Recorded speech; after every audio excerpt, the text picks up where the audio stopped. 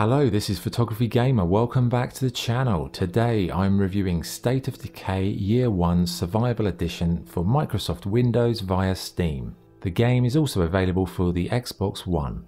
State of Decay is a single-player action-adventure survival game developed by Undead Labs. The main campaign takes place in Trumbull Valley, where you have to survive and manage your group of survivors through the zombie outbreak.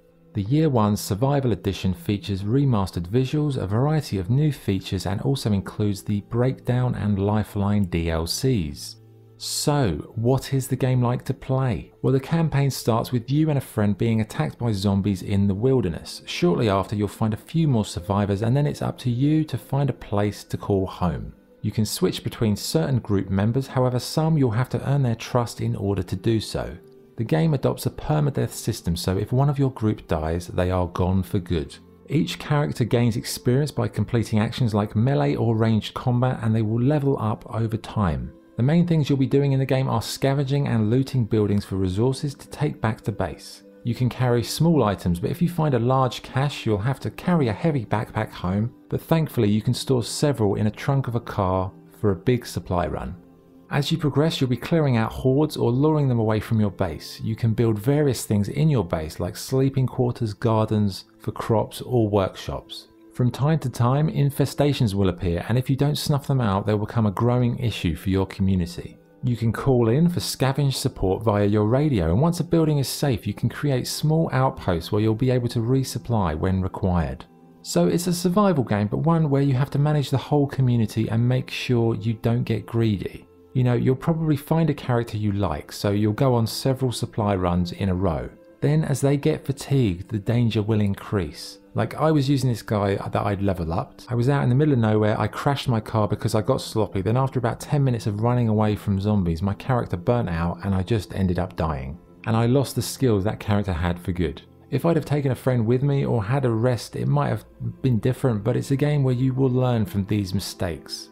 It's a very well thought out game with an addictive yet simple loop. Every action you do has a consequence, and the more noise you make, the more zombies will head your way. And you've got screamers, exploding zombies and feral ones, which are best avoided, trust me.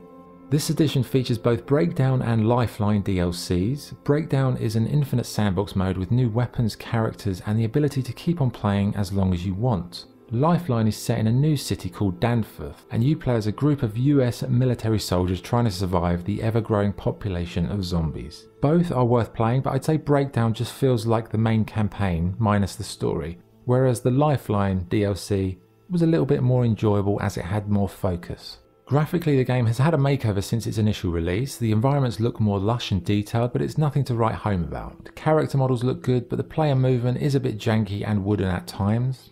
In terms of sound, the voice acting is pretty good overall, and the occasional musical interlude fits the story and the surrounding.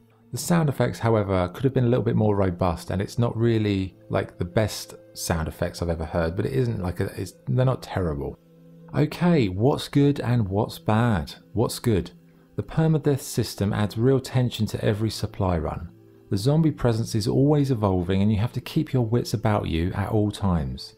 Managing your resources and your community adds a degree of strategy to the game. The game world feels genuinely scary due to the realistic stamina limitations, and the 3 game modes add a lot of replay value.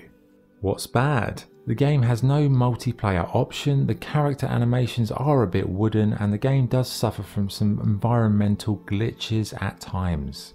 So, what's the verdict? State of Decay Year 1 Survival Edition is one of the best zombie survival games I've played.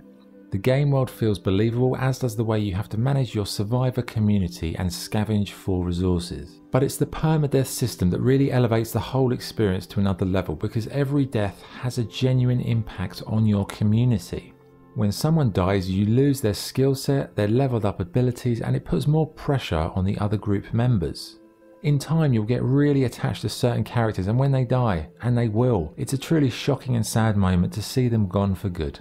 But it's not perfect, the graphics are remastered, but the game still has some technical issues and glitches. The controls also could have been sharper, they're not as responsive as you would want, and also there isn't any multiplayer. But despite these minor issues, State of Decay is a thoroughly enjoyable and engrossing survival game that I would strongly recommend to fans of the genre. So my score for State of Decay Year 1 Survival Edition is 8 out of 10.